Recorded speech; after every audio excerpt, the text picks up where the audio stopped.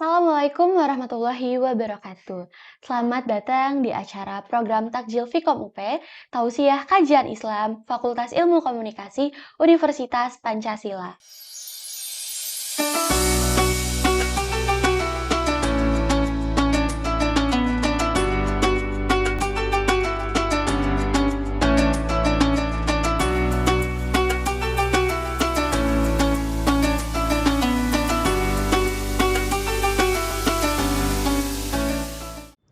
أعوذ بالله من الشيطان الرجيم.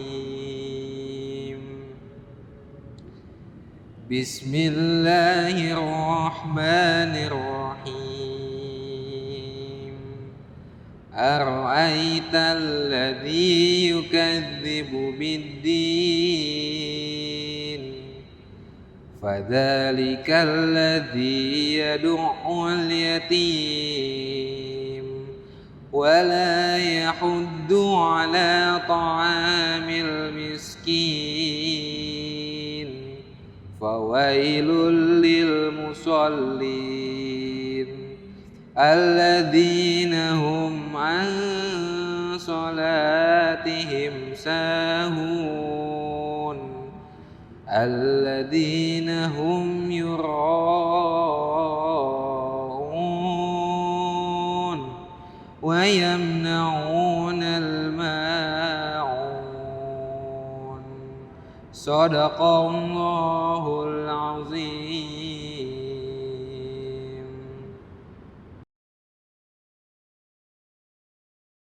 Alhamdulillah kita masih diberikan kesempatan untuk berjumpa lagi di program ini, di program season 2 kita episode 2 dengan saya Andini Ashifa yang ditemani oleh penceramah kita Ustadz Rasid. Assalamualaikum Ustadz. Waalaikumsalam warahmatullahi wabarakatuh. Bagaimana kabarnya Ustadz? Alhamdulillah kabarnya baik. Puasanya lancar ya Ustadz? Alhamdulillah puasanya lancar. Alhamdulillah. Ramadan di zaman sekarang ini kerasa beda banget ya teman-teman. Ibadah yang dulu begitu personal, kini seringkali ikut terdokumentasi. Di era yang apa-apa bisa masuk FYP, bahkan momen ibadah pun kadang pun jadi konten. Hari ini kita akan membahas tema yang relate banget dengan kehidupan kita, yaitu jempol boleh cepat, hati tetap harus sehat. Bukan tentang salah atau benar, tapi tentang bagaimana kita bisa menjaga niat, apakah untuk Allah atau sekedar untuk dilihat manusia. Masya Allah, indah sekali lantunan ayat-ayat yang dibacakan oleh Qori kita. Kalau nggak salah, itu tentang mendustakan agama dan ria ya teman-teman. Sebentar lagi, kita bakal ngobrol santai bareng Ustadz kita sambil membahas kenapa sih ayat ini relate banget sama kehidupan kita sebagai anak kampus zaman sekarang. Jadi begini Ustadz, saya mau bertanya, di zaman media sosial yang sekarang ini kan, bagaimana sih Ustadz cara kita membedakan antara konten Ramadan yang niatnya dakwah sama yang sebenarnya cuma pengen validasi aja? Dan apa hukumnya jika berbuat kebaikan tapi diposting dengan bermaksud untuk memotivasi, apakah bisa jadi salah pandangan dari audiens atau bagaimana? Dan kalau kita ingat itu kan dalam Al-Quran surah Al-Ma'un soal ria dan lalai dalam ibadah dan juga Al-Quran surah Al-Hujurat ayat 6-12 tentang prasangka buruk dan etika bermedia sosial. Ustaz. Ya, terima kasih pertanyaannya. Perkembangan teknologi komunikasi yang luar biasa cepat Ya. itu mengubah pola pikir dan sikap manusia. Kalau dulu bangun tidur itu langsung cuci muka ya, Iya, sekarang Ustaz. itu langsung lihat notifikasi.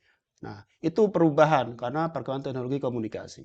Apalagi dalam konteks Indonesia, menurut data dari ABJIKI, Asosiasi Penyelenggara Jasa Internet Indonesia, pengguna internet warga negara Indonesia itu kurang lebih 229 juta, kisaran 80,66%. Jadi masyarakat Indonesia itu sudah melek media. Oleh karena itu, kita sebagai masyarakat yang peduli, masyarakat yang melek media, ya sebetulnya sah-sah saja siapapun membuat konten, posting, komentar di X atau Instagram, Facebook, dan lain sebagainya. Sah saja. Tetapi memang harus dilandasi niat yang bersih, niat yang suci. Innamal a'malu biniat. segala sesuatu itu tergantung dari niatnya, begitu. Jadi jangan takut karena memang kita harus berkontribusi di media sosial. Justru kalau kita tidak berkontribusi, takutnya media sosial digunakan untuk kepentingan-kepentingan yang negatif. Kita imbangi dengan kepentingan yang positif. Karena ad-dunya mazru'atul akhirat. Dunia itu adalah ladangnya akhirat, sawahnya akhirat. Dalam konteks media sosial sekarang ini, banyak-banyaklah kita menebar kebaikan di sosial media. Misalnya kita posting pesan yang inspiratif. Kemudian media sosial digunakan untuk dakwah, digunakan berbagai ilmu pengetahuan. Itu penting karena itu bagian dari benih menanamkan diri kita untuk berbuat kebaikan. Dan ketika berpahala dan akan dibaca oleh banyak orang, maka ini menjadi pahala jariah itu. Sampai kita meninggal, kita masih mendapatkan aliran pahala. Masya Allah, iya betul sekali Ustadz. Alhamdulillah di zaman Iya. sekarang ini sudah banyak orang yang memanfaatkan media sosial untuk konten dakwah, memberikan inspirasi-inspirasi. Tapi terkadang di saat kita sudah memiliki niat yang baik, dengan niat yang bersih, terkadang orang masih aja berprasangka buruk gitu ya Ustadz. Kayak kadang saya lagi scroll TikTok, terus ada konten lagi bagi-bagi takjil atau apa, terus divideoin. Terus ada aja yang komen tuh Ustadz kayak, kok harus divideoin sih, bersedekah kenapa harus divideoin gitu. Padahal kadang orang juga niatnya tuh untuk inspirasi aja. Oh, zaman sekarang tuh masih banyak orang yang peduli, tapi kadang masih ada aja yang berprasangka buruk, padahal niat kita udah bersih gitu ya Ustadz. Ya, itu makanya kita sebagai umat Islam itu harus menghindari ghibah digital ya. Kita ngomongin orang lain, kita berprasangka buruk kepada orang lain. Padahal itu kan konten-konten bagus. Ya. Kata Nabi, "Falyakul khairon aw liyasmut." Berkatalah dengan baik, kalau tidak bisa diam begitu. Kalau dalam konteks era digital sekarang ya, postinglah yang baik-baik, komentarlah yang baik-baik di media sosial. Kalau tidak bisa berbuat baik di media sosial, lebih baik diam. Begitu. Kenapa demikian? Ya, karena kita harus prasangka baik. Orang-orang yang posting, entah postingannya itu dakwah, apakah postingan artikel inspiratif, atau pesan-pesan motivasi. Kita harus berpikir positif. Kita ambil positifnya.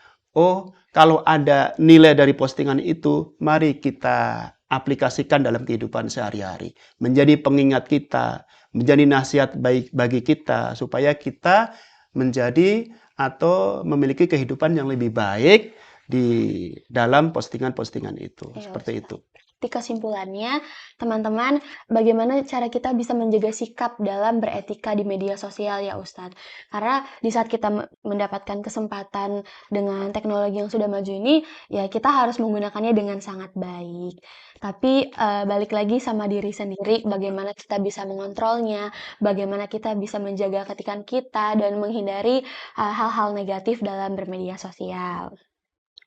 Baik teman-teman, kita akan masuk ke segmen selanjutnya, yaitu Saum, followers tanya, Ustadz menjawab.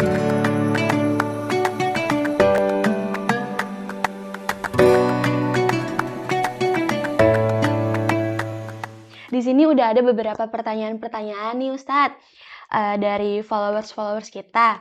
Yang pertama nih, di kampus sekarang lagi rame banget konten Ramadan, dari yang a day in my life, kayak kuliah sambil puasa, terus bukber bersama teman, sampai kayak update target khatamnya. Kadang niat awalnya buat motivasi dan syiar, tapi jujur juga ada rasa pengen dilihat dan diapresiasi. Nah, bagaimana cara kita bisa tahu itu masih syiar atau malah sudah masuk ke riya, Ustadz? Ya, sebetulnya apakah itu riya atau itu lillahi ta'ala, sebetulnya kan tadi saya katakan innamal a'malu binniyat. Tergantung dari niatnya apa. Mudah-mudahan yang posting, kemudian yang memiliki kegiatan-kegiatan yang produktif itu memiliki niat yang baik. Kalaupun niatnya pamer, itu mungkin bagian dari tahapan. Jadi orang itu berbuat baik memang kadang tidak langsung lillahi ta'ala ya. Kadang-kadang ada niat riak dikit, ada pengen dilihat dikit. Tapi mudah-mudahan kita doakan itu adalah tahapan, itu adalah proses menuju kesempurnaan niat. Jadi manusia membutuhkan proses, tidak langsung kemudian sempurna ya. Iya, Ustaz. Kita butuh proses, kita butuh tahapan, dan kita doakan proses itu akan berlanjut kepada niat yang lillahi ta'ala. Karena zaman sekarang kalau kita tidak optimalkan sosial media, saya pikir juga rugi. Karena penetrasi pengguna internet tadi ya, 229 juta. Jadi hampir rata-rata masyarakat Indonesia itu menggunakan internet. 80,66% tadi ya. Nah, banyaknya warganet di ruang digital itu, kita mesti berinteraksi di media sosial.